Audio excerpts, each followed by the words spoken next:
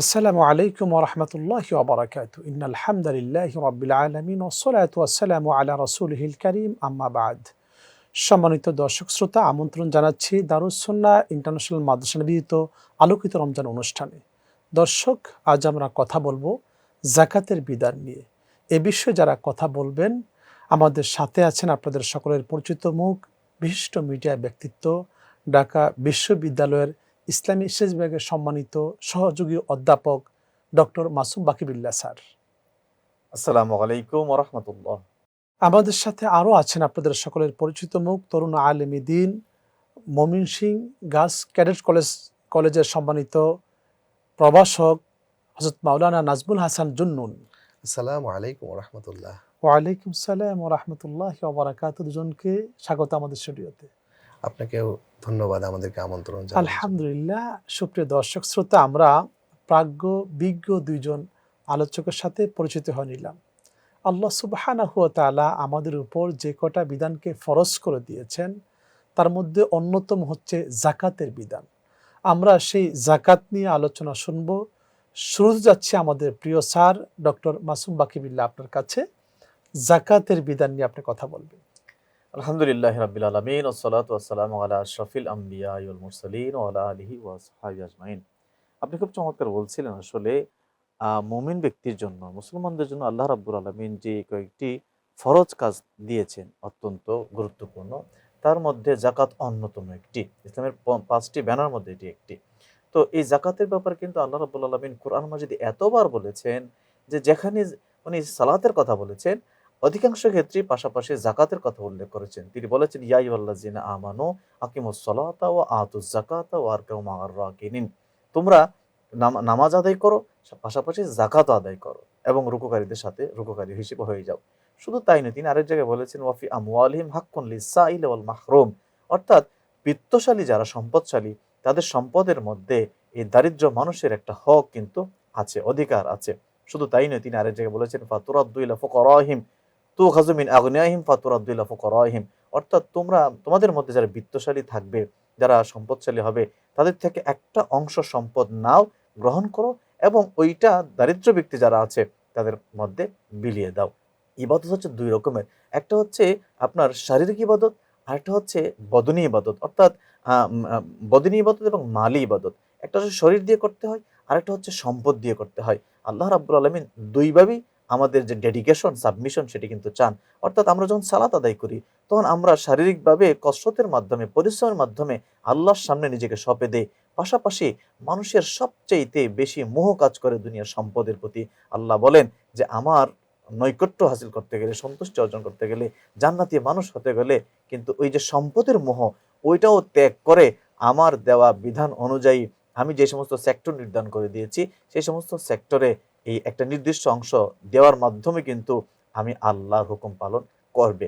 তো এই ক্ষেত্রে অন্যতম হচ্ছে এই যাকাত ব্যবস্থা, যেটি একজন সাহেবে নিসাব, অর্থাৎ নিসাব পরিমাণ সম্পদের যদি অধিকারী হয়, তাহলে আল্লাহর দেওয়া ওই ৮টা সেক্টর, কোরআনে বর্ণিত যে ৮টা সেক্টর, সেই মাধ্যমগুলিতে ওই ৪০ ভাগের ১ ভাগ তাকে যাকাত আদায় করতে হবে। আপনি চমৎকার বলছেন। হ্যাঁ, নাজমুল হাসান জুন্নুন স্যার, আপনি বলবেন আমাদেরকে যে যাকাত ফরজ হয়, যে নিসাব বলতে আমরা কি বুঝি আসলে? নিসাব শব্দের শাব্দিক অর্থ হচ্ছে নির্দিষ্ট পরিমাণ। জি। যাকাত ফরজ হওয়ার জন্য নির্দিষ্ট পরিমাণ সম্পদ যদি কোনো ব্যক্তির নিকট পূর্ণ ১ বছর সময় পরিমাণ থাকে, তখন তাকে এই যাকাত ব্যয় করতে হবে। যাকাত ব্যয় করাটা তখন তার জন্য ফরজ হয়ে যাবে। সে অর্থটা কি, সেই কত অর্থটা পরিমাণ? হচ্ছে স্বর্ণের পরিমাণ হচ্ছে ৭.৫ ভরি স্বর্ণ বা ৭.৫ তোলা স্বর্ণ, আর রৌপ্যের পরিমাণ হচ্ছে আমাদের ৫.৫ তোলা রূপা। আমাদের দেশে যে স্বর্ণ এবং রৌপ্য আছে, সেখানে কিন্তু খাত আছে। জি, মানে ওখানে কিন্তু আপনার দেখা যায় যে ৭.৫ ভরি স্বর্ণ আমাদের কাছে থাকে। সেখানে দেখা যায় 40%ই ওখানে মানে খাত থাকে। তো সেক্ষেত্রে এটা ফরজ হবে কিনা? স্বর্ণটা যে আমরা আমরা যেটাকে স্বর্ণ হিসাবে আখ্যায়িত করি, জি, সেটির উপরেই যাকাত তখন ফরজ জি। হয়ে যাবে। আচ্ছা। খাতটা তো আমরা মানে যে সামান্য পরিমাণ খাতটা থাকে, সেটিকে তো আমরা আলাদা আর সেখানে করছি না, সেটিকে স্বর্ণ তবে হিসাবেই জানার পরিগণিত কিন্তু করছি। সুযোগ আছে। আমরা যে এখন যদি আমরা কেউ যদি কারো কাছে বার থাকে, পিওর স্বর্ণ থাকে, তখন সে সেটি সেভাবে যদি সে তার ক্যালকুলেশন থাকে, তখন সে তার এখতিয়ার রয়েছে, তার তিনি চাইলে না দিলেও পারেন।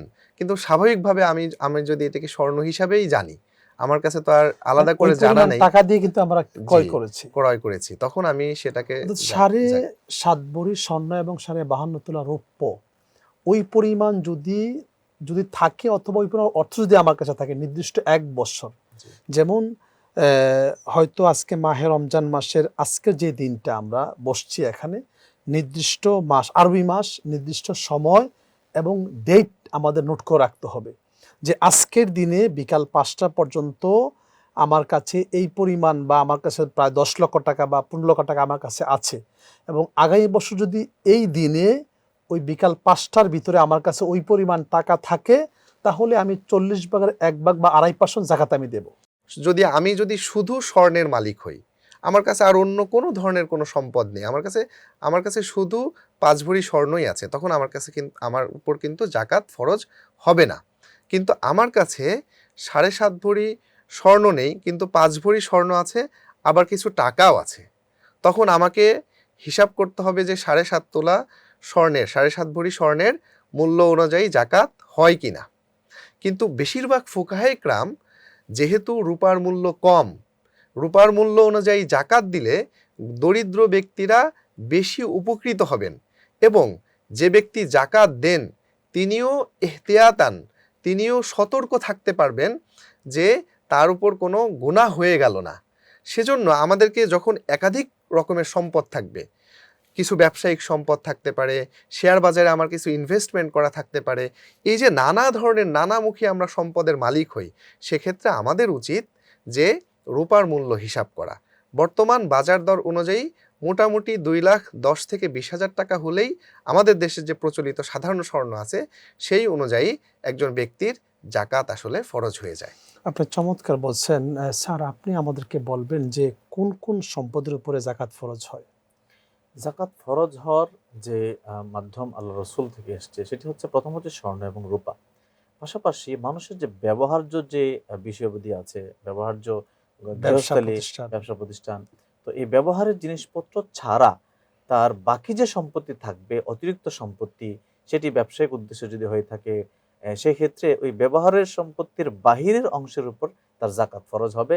কিন্তু ব্যবহার সম্পদ যত দামি হোক না কেন, স্বর্ণরূপা ছাড়া জাকাত ফরজ হবে না। তবে শুধু স্বর্ণরূপার ক্ষেত্রেই নিয়ম, ব্যবহার হলেও সেটি জাকাত ফরজ হবে, ব্যবহার না হলে তার উপর জাকাত ফরজ হবে। আমার হয়তো কয়েকটা বাড়ি আছে ঢাকা শহরে, সেক্ষেত্রে আমার জাকাত ফরজ হবে কিনা? সেক্ষেত্রে দেখতে হবে যে এই বাড়িটা বিজনেস কিনা। যদি এমন হয় যে আপনি বাড়ি কেনাবেচা করেন অথবা ফ্ল্যাট প্লট কেনাবেচা করেন, যদি ব্যবসায়িক পণ্য হয়, সেক্ষেত্রে তার পুরোটার উপর জাকাত দিতে হবে, জাকাত আদায় করতে হবে। যদি বাড়ি হয় সেক্ষেত্রে যদি এমন হয় যে না, একটা বাড়ি আছে বা 2টা বাড়ি আছে, কিন্তু এটা বিজনেস না, আপনার শুধু ওই ফ্ল্যাটের ভাড়া দেন, ভাড়া থেকে আপনি চলেন, সেক্ষেত্রে ওই বাড়ির উপর জাকাত ফরজ হবে না, শুধু ভাড়াটার উপর জাকাত ফরজ হবে। শেয়ার মার্কেটে আমরা দেখতে পাই, শেয়ার মার্কেট আছে, সেক্ষেত্রে শেয়ার মার্কেটের উপর জাকাত ফরজ হবে কিনা? শেয়ার মার্কেটের ব্যাপারটা 2 রকমের। একটা হচ্ছে এখানে যারা ইনভেস্ট করে তারা 2 শ্রেণীর। প্রথম শ্রেণী হচ্ছে যারা পুরো শেয়ার মার্কেটের যে ব্যবসায়িক প্রতিষ্ঠান যেটি, ওই প্রতিষ্ঠানের একটা শেয়ার কিনে ফেলেন, 20%, 50% এরকম একটা কিনে ফেলেন। তো এদের জাকাতি সিস্টেমটা একরকম, আর যারা প্রতিদিন কেনাবেচা করেন তাদের জাকাতি সিস্টেমটা আরেক রকম। তো যারা পুরো বিজনেস পার্টনার হয়ে যায় ওই কোম্পানির, তো তারা যেটি করবে, তারা বছর শেষে ওই কোম্পানির এজিএম এর পরে ওই কোম্পানির যে ইনস্ট্রুমেন্টগুলি আছে বা ব্যবসায়িক যে ঘর আছে বা যন্ত্রপাতি আছে, ওইটার দামটা সে আলাদা করবে তার ক্যাপিটাল থেকে ওইটা আলাদা করে বাকি টাকার উপর জাকাত আদায় করবে।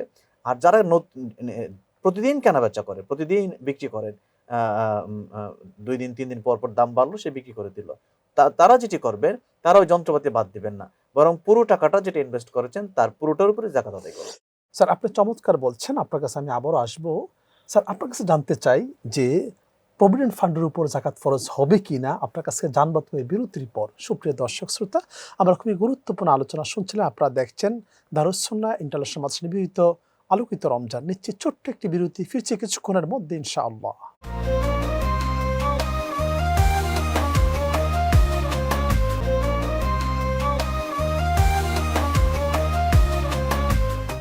আলহামদুলিল্লাহ, সুপ্রিয় দর্শক শ্রোতা, বিরতির পর ফিরে আসলাম আপনাদের প্রিয় অনুষ্ঠান দারুস সুন্নাহ ইন্টারন্যাশনাল মাদ্রাসা নিবেদিত আলোকিত রমদানে। দর্শক, আমরা আলোচনা করছিলাম জাকাতের বিধান নিয়ে। স্যার, আপনার কাছে বিরতির পূর্বে প্রশ্ন রেখেছিলাম যে প্রভিডেন্ট ফান্ডের উপর জাকাত ফরজ হবে কিনা। যে প্রভিডেন্ট ফান্ড এমন একটা ফান্ড যেখানে মূলত যিনি চাকরি করেন এবং নিয়োগকারী কর্তৃপক্ষ তাদের উভয়েরই কন্ট্রিবিউশন থাকে। অর্থাৎ দেখা যায় যে আমি 5% টাকা দিলাম বা আমি 10% টাকা দিলাম, আমার কোম্পানি বা সরকার 10% টাকা দিল। অথবা এমনও হয় যে সরকারি চাকরির যে নিয়ম, ন্যূনতম বেতনের 5% টাকা কেটে রাখা হয় এবং এটি তোলা যায় না, নির্দিষ্ট সময় পর্যন্ত তোলা যায় না।